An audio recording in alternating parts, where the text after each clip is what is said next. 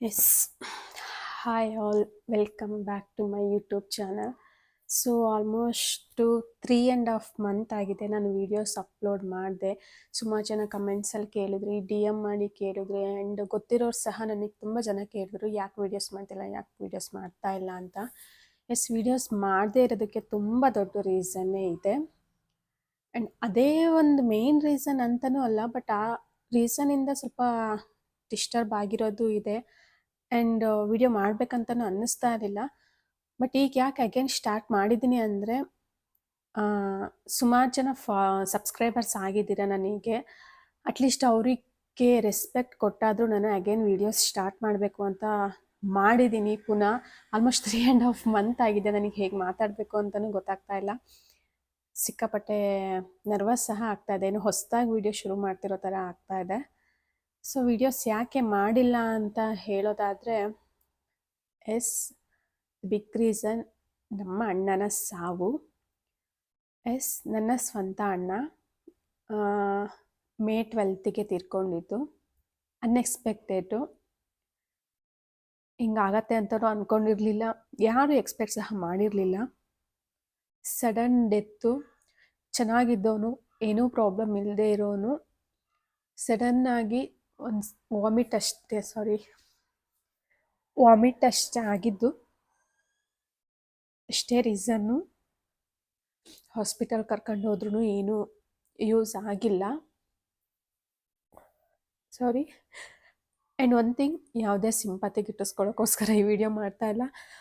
But ಯಾಕೆ videos ಮಾಡ್ತಾ ಇಲ್ಲ ಅಂತ ಕೇಳಿದ್ದಕ್ಕೆ ಅಟ್ಲೀಸ್ಟ್ ಸುಮಾರು ಜನ ಕೇಳಿದರೆ ಎಲ್ಲರಿಗೂ ನನಗೆ ರಿಪ್ಲೈನೂ ಮಾಡಲಿಕ್ಕಾಗಿಲ್ಲ. ಆ್ಯಂಡ್ ಅಟ್ಲೀಸ್ಟ್ ವಿಡಿಯೋ ಮುಖಾಂತರ ಹೇಳಿದ್ರೆ ಅವ್ರಿಗೆ ಗೊತ್ತಾಗತ್ತೆ ಅನ್ನೋ ರೀಸನ್ಗೋಸ್ಕರ ನಾನು ಹೇಳ್ತಾ ಇದ್ದೀನಿ. ಸಾರಿ.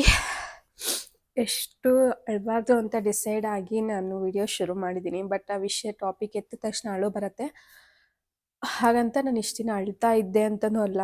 ಬಿಕಾಸ್ ಅವನಿಲ್ಲ ಅನ್ನೋ ನೆನಪು ನನಗೆ ಬರ್ತಾನೆ ಇಲ್ಲ. ನನಗೆ ಅವನಿಲ್ಲ ಅನ್ನೋದು ಅಂದ್ಕೊಳ್ಳೋಕ್ಕೂ ಆಗ್ತಾ ಇಲ್ಲ. ಯಾಕಂದರೆ ಅವನಿಲ್ಲ ಅಂತ ಅನ್ನಿಸ್ತಾನೆ ಇಲ್ಲ. ಎಲ್ಲೋ ಹೋಗಿದ್ದಾನೆ ಇರಬೇಕು. ನಾನು ಹೇಗೆ ಕ್ಯಾಶುವಲಾಗಿ ಗಂಡನ ಮನೇಲಿ ಇದ್ದೀನಿ, ನಾರ್ಮಲ್ ಡೇಸಲ್ಲೆಲ್ಲ ಹೇಗಿರ್ತಿದ್ದೆ ಹಾಗೇ ಇದ್ದೀನಿ. ಬಟ್ ಯಾವಾಗ ಮನೆಗೆ ಹೋಗ್ತೀವಿ ಅವಾಗ ಅನಿಸುತ್ತೆ ಅವನಿಲ್ಲ ಅಂತ.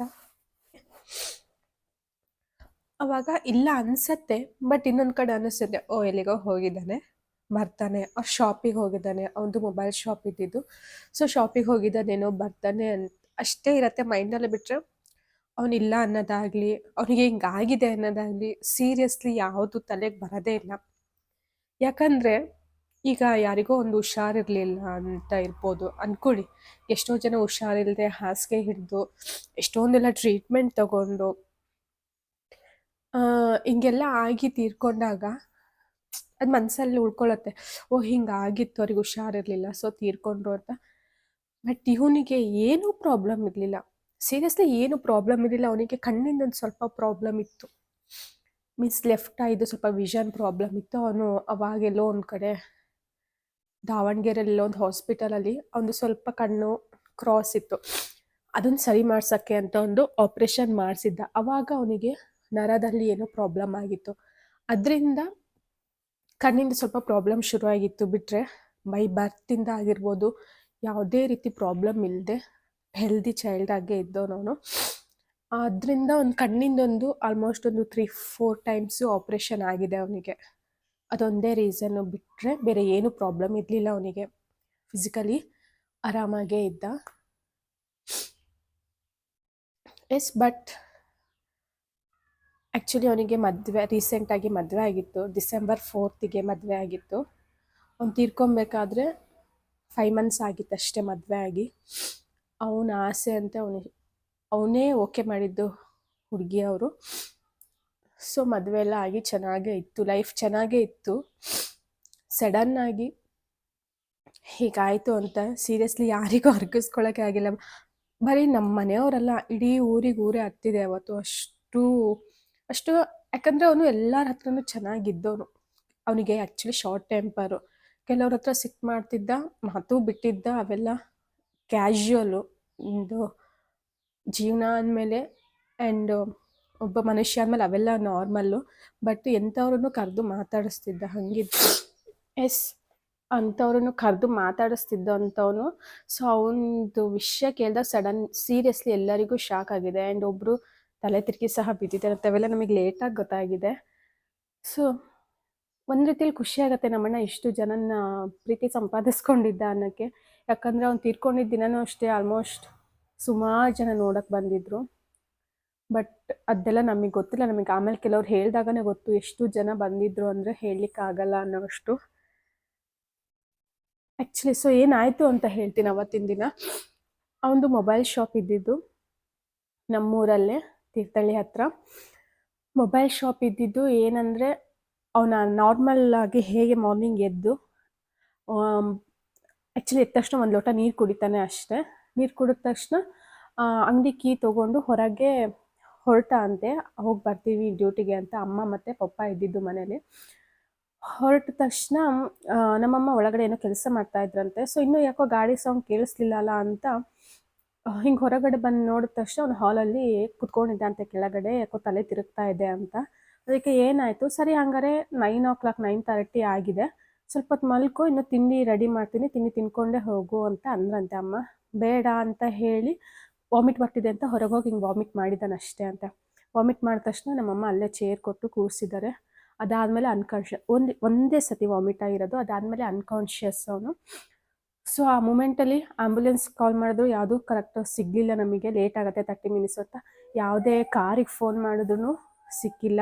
ಆ್ಯಂಡ್ ಆಟೋದವ್ರು ಬಂದಿದ್ದಾರೆ, ಪಕ್ಕದ ಮನೆಯವರೇ ಆಟೋದವರು. ಅವ್ರು ಬಂದು ಹೇಳಿದ್ರು ಈ ಸಿಚುವೇಷನಲ್ಲಿ ಕರ್ಕೊಂಡು ಹೋಗೋಕ್ಕಾಗಲ್ಲ, ಬಿಕಾಸ್ ಅವ್ನು ಫುಲ್ ಅನ್ಕಾನ್ಷಿಯಸ್ ಆಗಿದ್ದಾನೆ, ಆಟೋದಲ್ಲಿ ಹೇಗೆ ಕರ್ಕೊಂಡು ಹೋಗೋದು ಅಂತ.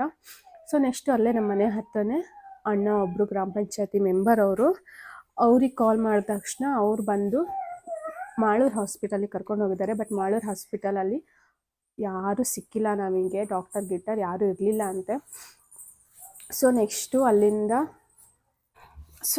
ಅಲ್ಲಿಂದ ತೀರ್ಥಹಳ್ಳಿ ಹಾಸ್ಪಿಟಲಿಗೆ ಕರ್ಕೊಂಡು ಹೋಗಿರೋದು. ಸೊ ಕರ್ಕೊಂಡು ಹೋದ್ಮೇಲೆ ಡಾಕ್ಟ್ರು ಇಲ್ಲ ಹಿಂಗಾಗಿದೆ ಅಂತ ಅಂದಿದ್ದಾರೆ. ಸೊ ನಾನು ಯಾವತ್ತೂ ಕಾಲ್ ಮಾಡದೇ ಇರೋಳು ಅಷ್ಟು ಬೇಗ ಯಾವತ್ತೂ ಕಾಲ್ ಮಾಡ್ತಿರ್ಲಿಲ್ಲ.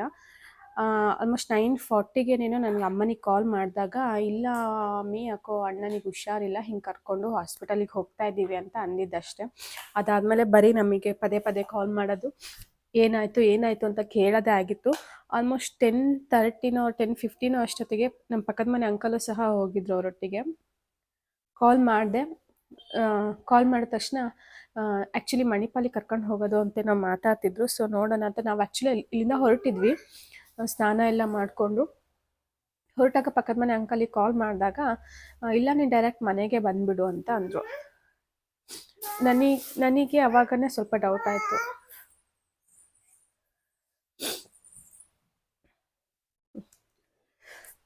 ಸೊ ಡೌಟ್ ಆಯಿತು. ಆ್ಯಂಡ್ ಯಾಕೆ ಮಾಮ ಏನಾಯಿತು ಅಂತ ಕೇಳಿದೆ. ಅಷ್ಟೊತ್ತಿಗೆ ನಮ್ಮ ಪಪ್ಪ ಫೋನ್ ತಗೊಂಡು ಇಲ್ಲ ಅಮ್ಮಿ ಹೋಗ್ಬಿಟ್ಟ ಅವನು ಅಂತ ಅಂದರು.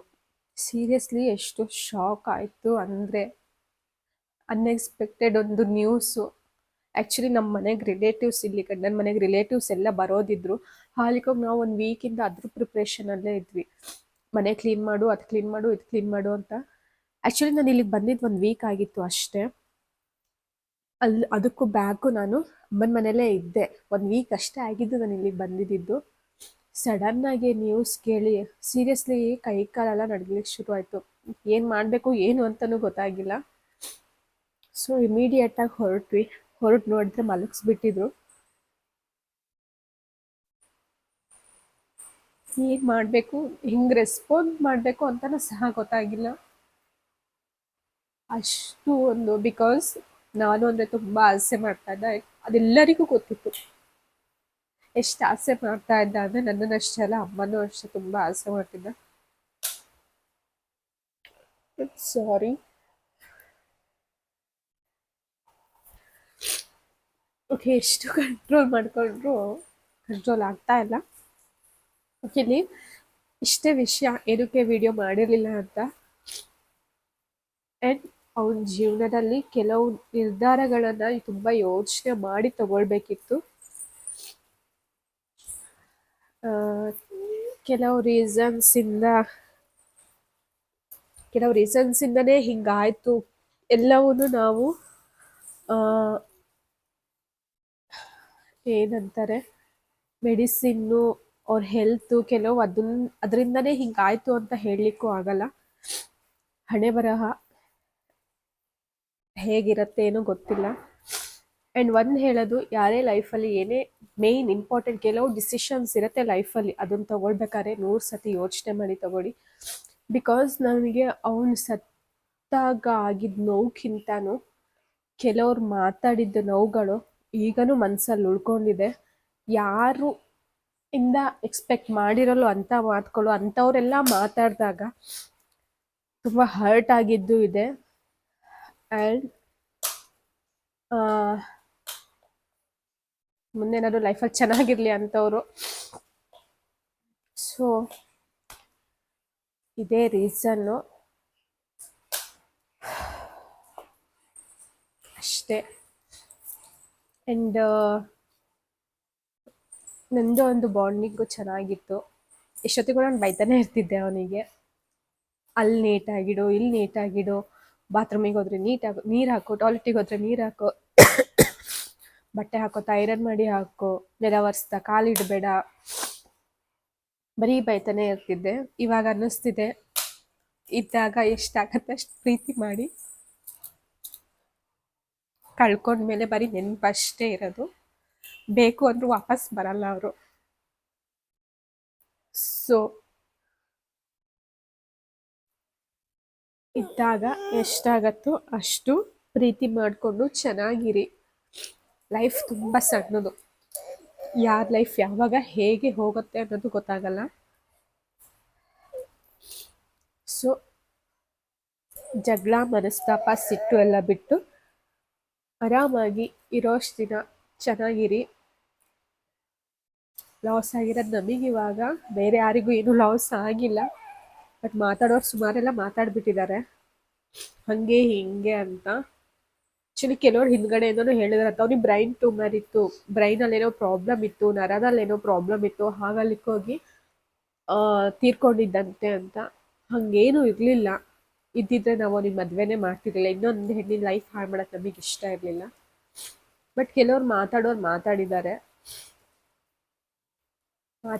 ಅಂತ ನಾವು ತಲೆನೂ ಕೆಡ್ಸ್ಕೊಳಲ್ಲ. ಬಿಕಾಸ್ ನಾವೇನು ಅನ್ನೋದು ನಮಗೆ ಗೊತ್ತಿದ್ದಾಗ ಯಾರೋ ಥರ್ಡ್ ಪರ್ಸನ್ನು ಚೀಪಾಗಿ ಮಾತಾಡಿದ್ರು ಅಂತ ನಾವು ತಲೆ ಕೆಡ್ಸ್ಕೊಳ್ಳಲ್ಲ. ಅಂಥವ್ರಿಗೆ ದೇವ್ರು ಚೆನ್ನಾಗಿ ಇಟ್ಟಿರಲಿ ಅನ್ಕೊಬೇಕು ಬಿಟ್ರೆ, ಯಾಕಂದರೆ ಅವ್ರು ಮಾಡಿರೋದು ತಪ್ಪೇನು ಅಂತ ಅವ್ರಿಗೆ ಮುಂದೊಂದಿನ ಗೊತ್ತಾಗೇ ಆಗತ್ತೆ. ನಾವು ಹಿಂಗೆ ಮಾತಾಡಬಾರ್ದಿತ್ತು, ನಾವು ಇಂಥದ್ದೆಲ್ಲ ಹೇಳಬಾರ್ದಿತ್ತು ಅನ್ನೋದು ಅವರಿಗೆ ಲೈಫಲ್ಲಿ ಒಂದಿನ ಗೊತ್ತಾಗೇ ಆಗತ್ತೆ. ಸೊ ಒಂದು ಮಾತು ಹೇಳೋದಂದರೆ, ಜೀವನದ ಕೆಲವು ಇಂಪಾರ್ಟೆಂಟ್ ಸ್ಟೆಪ್ಸ್ ಇರುತ್ತೆ. ಒಂದು ಜನನ ಅಂತ ಆದಮೇಲೆ ಆ ಒಂದು ಮನುಷ್ಯನಿಗೆ ಇಂಥದ್ದೊಂದು ಸ್ಟೆಪ್ಸ್ ಇರುತ್ತೆ. ಎಜುಕೇಷನ್ ಆಗಿರ್ಬೋದು, ಜಾಬ್ ಆಗಿರ್ಬೋದು, ಮದುವೆ ಆಗಿರ್ಬೋದು, ಮಕ್ಕಳು, ಪ್ರತಿಯೊಂದು ಡಿಸಿಷನ್ ತಗೋಬೇಕಾದ್ರೆ ಪ್ರತಿಯೊಬ್ಬರೂ 100 ಸತಿ ಯೋಚನೆ ಮಾಡಿ ಹಿಂದೆ ಮುಂದೆ ಪ್ರತಿಯೊಂದು ತಿಳ್ಕೊಂಡು ಮದುವೆ ಆಗಿ ಅಂತ, ಎಜುಕೇಷನ್ ಮಾಡಿ ಅಂತ ಹೇಳ್ತೀನಿ, ಜಾಬ್ ಮಾಡಿ ಅಂತ ಹೇಳ್ತೀನಿ, ಪ್ರತಿಯೊಂದು. ಯಾಕಂದರೆ ಕೆಲವೊಂದು ಸ್ಮಾಲ್ ರಾಂಗ್ ಡಿಸಿಷನ್ಸು ಲೈಫಲ್ಲಿ ಬಿಗ್ ಟರ್ನಿಂಗ್ ಪಾಯಿಂಟ್ ಕೊಟ್ಬಿಡತ್ತೆ, ಅನ್ಎಕ್ಸ್ಪೆಕ್ಟೆಡ್ ಟರ್ನಿಂಗ್ ಪಾಯಿಂಟ್ಸು. ಸೊ ಅಷ್ಟೇ, ನಾನು ವಿಡಿಯೋ ಮಾಡದೇ ಇರೋಕ್ಕೆ ರೀಸನ್ ಇಷ್ಟೇ. ಅವ್ನು ತೀರ್ಕೊಂಡ್ಮೇಲೆ ಯಾವುದೇ ವೀಡಿಯೋಸ್ ಮಾಡಲಿಲ್ಲ, ನನಗೆ ಮಾಡಬೇಕಂತನೂ ಅನಿಸಿರ್ಲಿಲ್ಲ. ಬಟ್ ಅಗೇನ್ ಇವಾಗ ಸುಮಾರು ಜನ ಹೇಳಿದ್ರು ಮಾಡು, ಕಂಟಿನ್ಯೂ ಮಾಡು, ಯಾಕೆ ಬಿಡ್ತೀಯ ಅಂತ. ಆ್ಯಂಡ್ ನಾನು ರೀಲ್ಸ್ ಅಪ್ಲೋಡ್ ಮಾಡ್ತಾ ಇದ್ದೆ, ಬಿಕಾಸ್ ಸ್ವಲ್ಪನಾದರೂ ಆ್ಯಕ್ಟಿವ್ ಇರಬೇಕು ಸೋಷಿಯಲ್ ಮೀಡಿಯಾದಲ್ಲಿ ಅಂತ. ಆ್ಯಂಡ್ ಮಾಡಬೇಕಾದ್ರೆ ಕೆಲವು ಸುಮಾರು ವಿಷಯಗಳನ್ನ ಮರಿಲೂಬೋದು. ಬಿಕಾಸ್ ಇನ್ನೊಂದು ಕಡೆ ಬ್ಯುಸಿಯಾಗಿದ್ದರೆ ಕೆಲವು ವಿಷಯಗಳನ್ನ ಮರಿಬೋದು ಅನ್ನೋ ರೀಸನಿಗೋಸ್ಕರನೂ ವಿಡಿಯೋಸ್ ಮಾಡಿರೋದುಂಟು. ಆ್ಯಂಡ್ ಎಲ್ಲೋ ಒಂದು ಕಡೆಯಿಂದ ನೋಡ್ತಿರ್ತಾನೆ ಅನ್ನೋ ಭರವಸೆನೂ ಇದೆ. ಬಟ್ ಅಣ್ಣ, ವಿ ಮಿಸ್ ಯು. ಯಾರಿಗೆ ಎಷ್ಟು ಲಾಸ್ ಆಗಿದೆ ಇಲ್ವೋ ಗೊತ್ತಿಲ್ಲ, ನಮ್ಮ ಫ್ಯಾಮಿಲಿಗಂತೂ ಲಾಸ್ ಆಗೇ ಆಗಿದೆ. ಬಿಕಾಸ್ ನಮ್ಮಮ್ಮಂಗೆ ಇನ್ನೊಬ್ಬ ಮತ್ತೆ ಮಗ ಹುಟ್ಟಿ ಬರೋಕ್ಕೆ ಸಾಧ್ಯ ಇಲ್ಲ. ಇದ್ದಿದ್ದು ನಾನು ನಮ್ಮಣ್ಣ ಇಬ್ಬರೇ. ಅದರಲ್ಲೂ ನನಗೆ ಅವನಿಗೂ 8 years ಗ್ಯಾಪ್. ತುಂಬ ಇದ್ರಲ್ಲಿ ನೋಡ್ಕೋತಾ ಇದ್ದ, ಪ್ರತಿಯೊಂದು ಮನೆ ಜವಾಬ್ದಾರಿ ತಗೊಂಡ. ನನಗೆ ಮದುವೆ ಮಾಡ್ದ, ಅವ್ನ ಮದುವೆದ್ದು ಜವಾಬ್ದಾರಿ ತಗೊಂಡಿದ್ದ. ಅನ್ಎಕ್ಸ್ಪೆಕ್ಟೆಡ್ ಅವನಿಗೊಂದು ಮಗು ಆಗಬೇಕಂತ ತುಂಬ ಆಸೆ ಇತ್ತು, ಅದೊಂದು ಆಗಿಲ್ಲ. It's okay. ನನ್ನ ಮಗಳನ್ನ ಎಷ್ಟು ಆಸೆ ಮಾಡ್ತಿದ್ದಾನೆ ನಮಗೆ ಗೊತ್ತು. ವಾಟ್ ಎವರ್, ಲೈಫಲ್ಲಿ ಎಲ್ಲರೂ ಚೆನ್ನಾಗಿರಿ. ಯಾರು ಎಷ್ಟು ದಿನ ಇರ್ತೀವಿ, ಈಗ ನಾನು ಮಾತಾಡ್ತಿರೋಳು ನೆಕ್ಸ್ಟ್ ಸೆಕೆಂಡ್ ಇರ್ತೀನೋ ಅನ್ನೋ ಗೊತ್ತಿಲ್ಲ. ಸೊ ಇರೋಷ್ಟು ದಿನ ಲೈಫಲ್ಲಿ ಎಲ್ಲರೂ ಖುಷಿ ಖುಷಿಯಿಂದ, ಸಿಟ್ಟು ದ್ವೇಷ ಎಲ್ಲ ಇಲ್ಲದೆ ಆರಾಮಾಗಿ ಇರಿ. That's it. ಆ್ಯಂಡ್ ಸಾರಿ ಇಷ್ಟು ದಿನ ವೀಡಿಯೋ ಮಾಡದೇ ಇರೋದಕ್ಕೆ. ಆ್ಯಂಡ್ ಈ ವಿಡಿಯೋದಲ್ಲಿ ಏನಾದ್ರು ತಪ್ಪಾಗಿದ್ದರೆ, ಯಾರಿಗಾದರೂ ಅವ್ರಿಗೆ ಹೇಳಿರೋದು ಅಂತ ಅನಿಸಿದರೆ ನಾವೇನು ಮಾಡೋಕ್ಕಾಗಲ್ಲ. ಅವ್ರಿಗೆ ಅನಿಸಿದೆ ಅಂದರೆ ಅವ್ರು ಅಂಥದ್ದು ಮಾಡಿದ್ದಾರೆ ಅಂತ, ಅವ್ರಿಗೆ ಅನಿಸಿಲ್ಲ ಅಂದರೆ ಅವ್ರೇನು ಮಾಡಿಲ್ಲ ಅಂತ. ಸೊ ಯಾರಿಗೇನು ಅನ್ನಿಸ್ಬೇಕೋ ಅನ್ನಿಸ್ಲಿ, ಒಳ್ಳೆಯದೇ. And thank you. 600 ಸಬ್ಸ್ಕ್ರೈಬರ್ಸ್ ಆಗಿದ್ರೆ thank you for everything. Bye.